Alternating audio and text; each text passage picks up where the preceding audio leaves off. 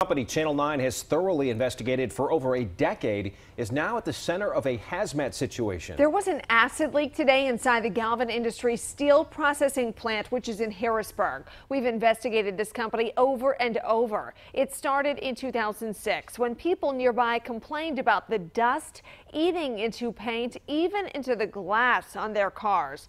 Flash forward to June of this year. Guess what we found? That same orange dust. We went back out a month later, and sure enough, it was still a problem. Eyewitness News reporter Kristen Lee has another major step in this 9 investigation. Kristen, today, a hazmat team was out there. Hazmat crews swarmed the business over my shoulder after an acid spill, reminding neighbors of the dangerous chemicals that they use. Neighbors have talked to us before. They say this dust stains the walls, it stains the lines in the parking spaces, and it doesn't just rub away or scrub off. It's frustrated neighbors for more than a decade.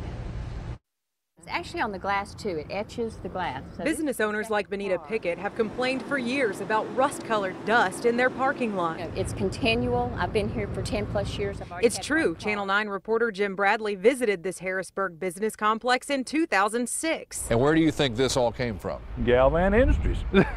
Right behind you. Right behind me. Behind the orange-stained fence sits the steel processing plant, where we noticed employees covering their faces with masks. The air quality is much more of a concern to me than the other stuff is. Locals know Galvin Industries uses hazardous chemicals. Just this morning, hazmat teams cleaned up an acid spill inside the plant. Well, the acid is a corrosive. Tony Bateman warned the chemical that leaked is dangerous to touch or inhale. Both. That's why neighboring business owners have continually called Channel 9 to investigate. Not trying to be critical, just clean up their act. The state's environmental agency issues permits to companies like Galvin Industries. I found online records that show the state renewed the company's permit last year, allowing them to discharge air contaminants. That permit has made it difficult for business owners to have Galvin Industries pay for the damage they believe is caused by the emissions. Everybody just wants to do business and in our place where we are and not be affected by someone else's negligence or lack of concern.